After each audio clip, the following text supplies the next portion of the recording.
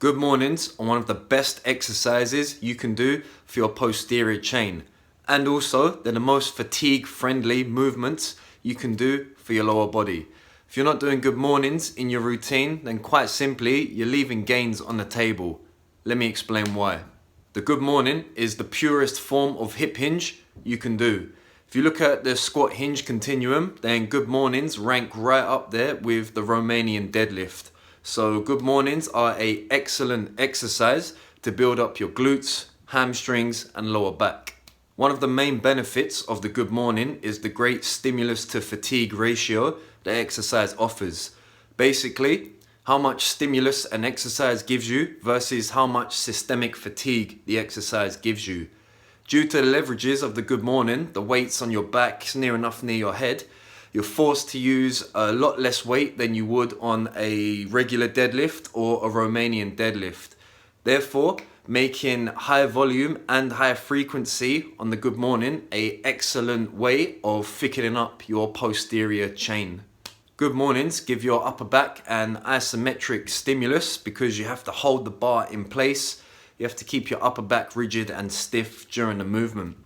But compared to a hip hinge where the bar's in your hands, overall the good morning is a lot less taxing on your upper body. Compared to something like a regular deadlift, that move heavily taxes your lats and upper back. So the interference later in the week during your other sessions, like an upper body day, can impact your performance. But with the good morning, that interference is basically zero. So including good mornings into your routine can allow you to train hard in your later sessions during the week and really push the intensity on your upper body days without feeling sore and beat up from earlier sessions during the week.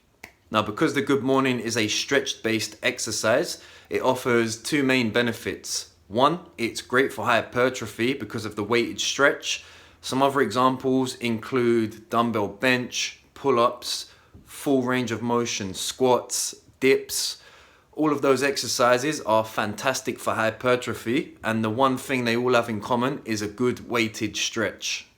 And the second reason is because it's a stretch-based exercise, it's a lot easier on your recovery because you're relying on the elasticity of your muscles to move the weight rather than brute forcing them from a dead stop. So if you can imagine pulling an elastic band all the way back, letting it go and it fires off, that's very similar to what your muscles are doing in those types of exercises.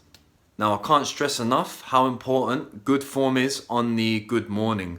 Because your body is at such a disadvantage from where the weight's being placed on your body, the room for error in the good morning is absolutely zero. The slightest tweak in your form, you can easily injure your lower back, which is probably why you don't see a lot of people doing this exercise in the gym. I've probably seen maybe less than 5 times people performing this exercise in a gym throughout all my years of training because the risk of injury is just so high. But don't let this stop you. I'm going to give you some tips to follow to make sure that you don't get injured on the good morning. Tip 1 is don't go to failure during the good morning. Stay around 2 to 5 reps shy of failure when you're doing the exercise. The reason for this is the more and more fatigued you get, your form's going to get worse. And also the more fatigued you get, the less mental focus on your form you're going to have. So stay around 2 to 5 reps shy of failure. You might gain slightly less muscle because of this. You're not pushing it as hard, but over the long-term grand scheme of things, you're going to gain more muscle because you're not going to get injured and you'll be able to continuously progress your strength in the movement.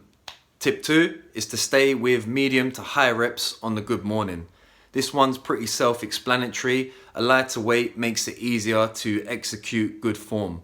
Now, I've heard of powerlifters doing heavy good mornings like 5 rep maxes, things like that. I'm not a powerlifter. I'm pretty sure you're not a powerlifter. So we want to hypertrophy those muscles that are involved with the good morning, not train them for low rep strength. So stay within the 10 to 20 rep range during the good morning. Tip 3 is don't go deeper than you need to go. So only go as far as you can while keeping your back flat and you feel a good stretch in your hamstrings. That's going to be different for everyone that does it. You don't need to go all the way so your torso is parallel to the floor. The deeper you go, the more stress that's going to put on your lower back. So if you're not flexible enough to do that, just don't do it. Stay in your active range of motion. I would advise either using a mirror or recording yourself from a side angle to find out what your range of motion is while you can keep good form and a flat back. Tip 4 is to start lighter than you think you should. So for the first few times you're doing the good morning, you want to sandbag the movement.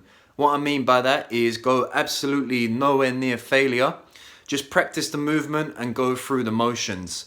So start with an empty bar if you need to and slowly build up over time. And tip 5 would be to elevate your heels like you would do with a squat to increase your ankle flexibility. So stand on a weight plate or some blocks of wood, elevate your heels about 1 to 2 inches off the floor. I got this idea from another YouTuber, Alec Nkiri, who explained all the intricate details of why you should elevate your heels during a hip hinge. So without me getting into all the nitty gritty stuff, all the details about it, basically I've been doing this for the past few weeks now, and I've found for me that I'm able to perform the hip hinge a lot smoother and I can have a deeper range of motion without fighting against my own body. So my advice to you would be experiment with lifting your heels.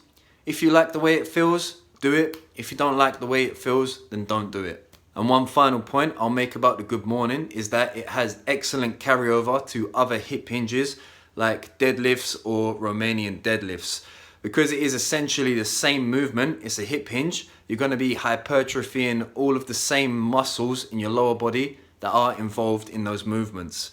Also, if you like to lower bar squat, the good morning will carry over to your strength in that movement quite well, because the lower bar squat is a very hip and lower back dominant variation of the squat. So, including good mornings for high volume is an excellent way to strengthen up your other hip hinge and squat compound lifts. So that's everything I have to say on the good morning. Give it a go yourself and see how you go from there. Until next time, peace.